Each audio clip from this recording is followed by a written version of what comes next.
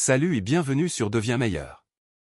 Ici, chaque vidéo t'aide à progresser, à dépasser tes limites et à devenir la meilleure version de toi-même. Alors reste avec moi, et prépare-toi à passer au niveau supérieur. Les gens pensent que la force mentale consiste à souffrir, à faire des pompes, la planche et d'autres exercices extrêmes. Certains pensent que c'est une question de naissance, d'être différent dès le départ. Mais si je vous disais que votre cerveau possède un interrupteur de force mentale que vous pouvez réellement activer? N'importe qui peut devenir mentalement fort. Littéralement n'importe qui. La science le prouve. Un slackage à l'intérieur de votre tête. Vous pensez que la force mentale concerne la ténacité, qui peut supporter le plus longtemps, souffrir le plus ou endurer la douleur. Mais voici la vérité, la plupart des gens ne s'approchent jamais vraiment de leurs véritables limites. Pas parce que leur corps abandonne, mais parce que leur esprit le fait. Voyez-vous, votre cerveau n'est pas conçu pour vous rendre grand. Il est conçu pour vous protéger. Chaque fois que vous ressentez de l'inconfort, que vous avez peur de parler, d'échouer, de réessayer, votre cerveau murmure, arrête. Tu es en danger. Mais voici la partie folle, 99% de ce danger n'est pas réel. C'est une illusion. Une cage que votre cerveau construit pour vous protéger de l'embarras, pas de la mort. De l'échec, pas du feu. Les limites que vous pensez avoir ne sont pas physiques. Elles sont psychologiques. Et elles n'existent que parce que vous croyez qu'elles existent. Pensez-y. Pendant des décennies, les scientifiques juraient que personne ne pouvait courir un mile en moins de 4 minutes. Le cœur humain exploserait, disait-il. Puis un étudiant en médecine, Roger Bannister, l'a fait. Et soudain, des dizaines d'autres ont suivi. L'humanité n'a pas évolué du jour au lendemain. Nos croyances l'ont fait. C'est le pouvoir de la force mentale. Tout commence par briser la cage invisible à l'intérieur de votre tête. 2. La science de la force mentale. Soyons scientifiques un instant. Chaque fois que vous faites face à l'inconfort, votre cerveau libère quelque chose appelé BDNF, facteur neurotrophique dérivé du cerveau. Pensez au BDNF comme à un engrais pour votre cerveau.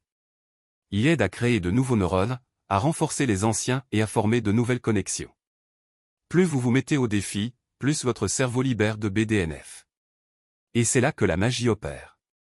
Votre cerveau se reconfigure littéralement pour mieux gérer le stress la prochaine fois. Cela s'appelle la neuroplasticité, la capacité du cerveau à s'adapter, se remodeler et se renforcer grâce à l'expérience. C'est comme soulever des poids, mais pour votre esprit. En vous exposant au stress, vos neurones se dégradent légèrement. Votre cerveau les répare plus fort. Répétez cela dans le temps, et soudain, ce qui vous brisait avant ne vous ébranle plus. Les scientifiques appellent cela l'inoculation au stress, de petites doses de défis qui renforcent votre résistance au chaos. Ainsi, la force mentale ne consiste pas à supprimer les émotions ou à être intrépide. C'est votre cerveau qui apprend que l'inconfort n'est pas une menace, mais une invitation à grandir. 3. La routine de gym mentale. Si la force mentale s'entraîne, quel est le plan d'entraînement? Vous n'avez pas besoin de camp d'entraînement, de douleur ou de discipline militaire. Vous avez juste besoin de 3 répétitions mentales quotidiennes. Répétition 1. Micro-exposition à l'inconfort.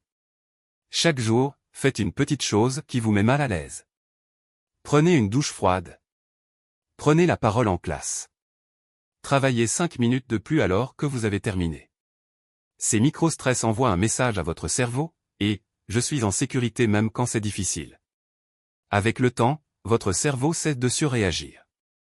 Ce qui semblait terrifiant devient normal.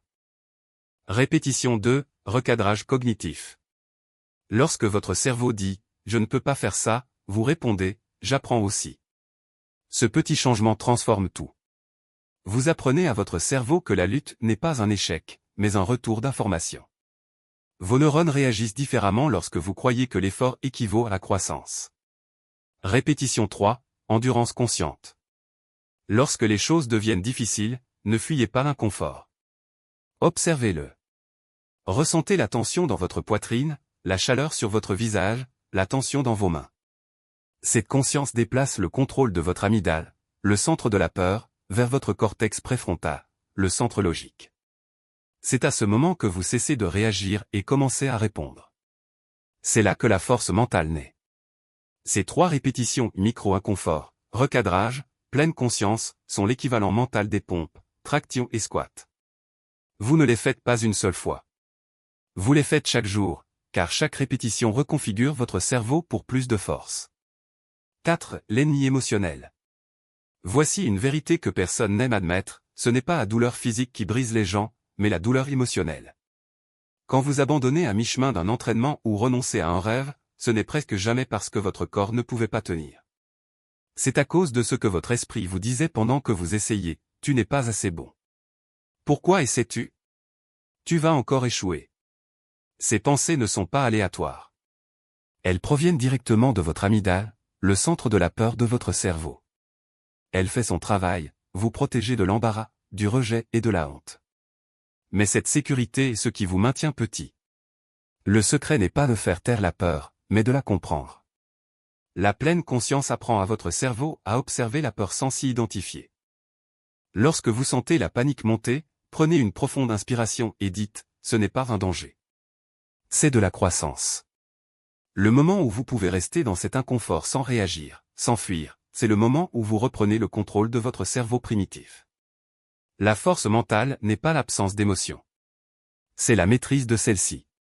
5. La partie facile. Voici où les gens se trompent. Devenir mentalement fort n'est pas difficile. En fait, c'est facile. Une fois que vous comprenez comment fonctionne le cerveau, vous savez que l'esprit adore les habitudes. Tout ce que vous répétez, même si c'est difficile, devient familier. Et le cerveau ne craint pas ce qu'il connaît. Au début, l'inconfort semble insupportable. Mais répétez-le demain, le jour suivant, et encore le suivant, et vos neurones commencent à réagir différemment. Vos circuits de stress se calment. Vos centres de concentration se renforcent. Vos doutes personnels sont noyés par la preuve que dit « je l'ai déjà fait ». Je peux le refaire. Vous ne construisez pas la force mentale par la douleur. Vous la construisez par la consistance. C'est la partie facile. Vous n'avez pas besoin de gagner des batailles chaque jour. Il suffit de vous présenter pour l'entraînement. 6. La renaissance mentale. Chaque fois que vous affrontez la peur, chaque fois que vous restez calme, lorsque votre monde semble lourd, votre cerveau change, littéralement. De nouveaux neurones s'activent, de nouvelles connexions se créent, votre zone de confort s'élargit, vos limites s'éloignent. C'est la neuroplasticité en action. Votre cerveau évolue en temps réel, simplement parce que vous avez décidé de ne plus fuir. Vous n'avez pas besoin d'être spécial. Vous n'avez pas besoin d'une volonté surhumaine. Il vous suffit d'un instant, ici et maintenant, pour dire « je n'ai pas peur de ressentir l'inconfort ». Cette seule décision reconfigure tout. La force mentale ne consiste pas à être intrépide. Il s'agit de ressentir la peur et de le faire quand même, en sachant que votre cerveau rattrapera son retard et vous rendra plus fort pour cela. Alors, faites le premier pas. Faites la chose qui vous effraie, même pendant 10 secondes. Et la prochaine fois, faites-la 15 secondes. Parce que n'importe qui, oui, n'importe qui, peut devenir mentalement fort. Pas parce que c'est difficile, mais parce que votre cerveau est conçu pour rendre chaque répétition plus facile. Vous n'êtes pas faible. Vous êtes simplement en train de vous entraîner. Et le nouveau vous se forme déjà, une connexion neuronale à la fois. Merci d'avoir regardé cette vidéo. Si tu veux continuer à progresser chaque jour, abonne-toi à la chaîne et active la cloche pour ne rien manquer. N'oublie pas, chaque petit pas compte, alors applique ces conseils dès aujourd'hui et deviens meilleur.